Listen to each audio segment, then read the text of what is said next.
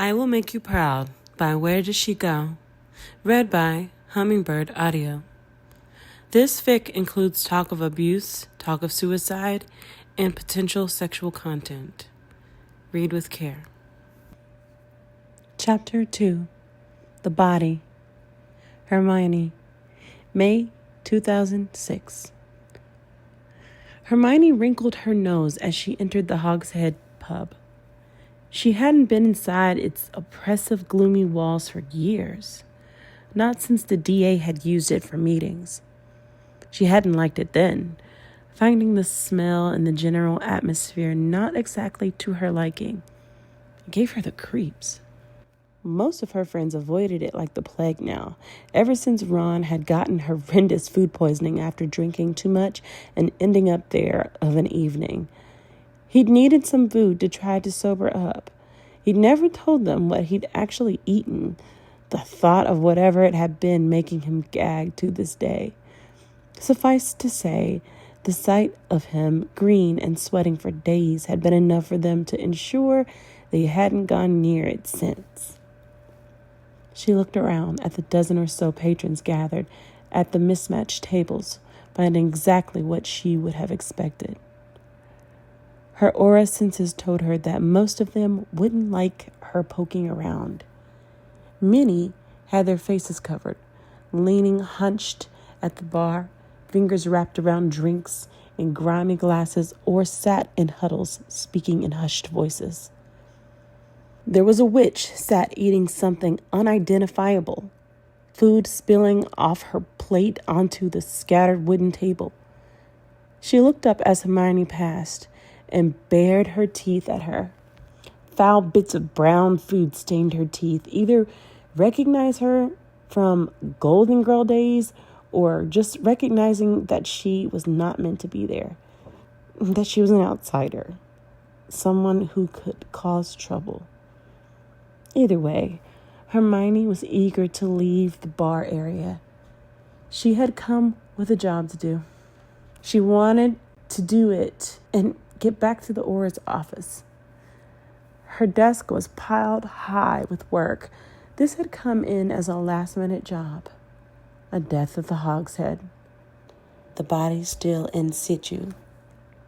Harry had called her to his office and asked if she would take it. Most of the others in her department were already out, dealing with their cases for the day. And she was better with the more sensitive ones. Better at dealing with bereaved families and gleaning information from them. She had sighed as she agreed. She hated these types of cases.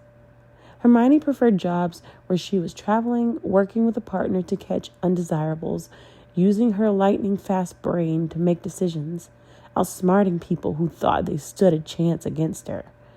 She loved the thrill of the chase. When they were already dead, it was just sad.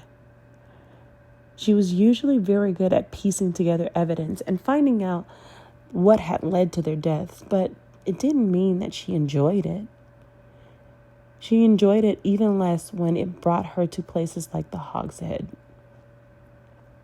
She ducked her way through the low doorframe of the bar and resisted the urge to put her hand to her nose with the smell, which grew stronger as she led up to the rickety staircase, which led to the inn rooms. A faintly animal-like smell reminiscent of a farmyard, she thought. The pub had been taken over after Aberforth Dumbledore's death in 2005 and was now owned by an unsavory character by the name of Garrus Flint. He was a cousin of Marcus and did not have a reputation of being someone who would be honest about why there was a dead man in his pub. However, Hermione thought as she followed him up the stairs, he had looked shaken up as he greeted her in the bar. He had told her that the corpse was in one of the rooms he rented, that he hadn't touched it. There was a lot of dark magic in the room. He'd said he hadn't wanted to go near the body. Hermione ensured he hadn't touched anything, worrying he may have rifled through the person's belongings looking for valuables. He insisted he hadn't, and she thought she believed him. He looked pale, eyes wide, a little in shock. He obviously not expected to find a dead man when he'd gone in to clean the room that morning. Hermione asked him the name that the room was booked under, but he hadn't recognized it. Randolph Keach. She charmed her quill to take notes and added that in. He told her that he hadn't seen his face and that he had been wearing a cloak and that he didn't tend to look closely at people who came in at 10 p.m. asking for a room. He'd given him a key, taken his money, and pointed him up the stairs. He hadn't seen or heard from him and had assumed he'd left when he entered the room to find him, hanging by his neck from the rafters this morning. Garrus stopped outside the door, clearly not wanting to go in. "It's in there," he said, bringing up a dirty finger to scratch at his greasy head. "I'll be back downstairs dealing with my customers. Let me know when you're done. I want that body out of here. Something bad has happened in that room, and I don't like it." He shuffled back downstairs, leaving Hermione to push open the door and enter the darkened room alone. Flint was right. The room was awash with dark magic. An ominous feeling settled in Hermione's bones as she peered into the gloom. There was very little furniture, a saggy bed in the middle of the floor, grubby blankets in its place. It had not been slept in. The large armoire had been one door hanging off. It looked to be empty, but she could check that. It smelled strange, a sweet smell like apples mixed with sharp tang of dark magic, something like burnt sugar smell. It sparked Hermione's nose and made her rub it at it. She realized as she entered that maybe she shouldn't have come alone, that maybe this was more than just a traveler who had died in his room, another unexplained death of someone who had come to the Hogshead to disappear and had met an unexpected end. She had a sudden thought that someone else could be there, waiting in the dark, and she slid her wand from her holster, holding it out in front of her. She cast a lumos. In the dim light, the body in the corner became visible. It hung, suspended, swaying slowly from one of the rafters in the corner. The body was wearing a cloak, the hood pulled up. It was facing towards the wall. She swallowed hard and entered the room, approaching the corpse. She could see a pair of black dragon-skin shoes on feet that pointed limply towards the floor. They looked to be expensive, good quality, barely worn. Her quill made notes. She looked sadly at the plain black socks covering the ankles. Such a mundane thing, made grotesque by the situation. Did he know he was going to do this when he pulled those socks on? She wondered. Hermione kept looking. Black trousers protruded from beneath the cloak, again, looking to be high quality. The cloak was thick, tailored with green velvet at the cuffs and lining. On the floor, beneath the body, was a canvas bag.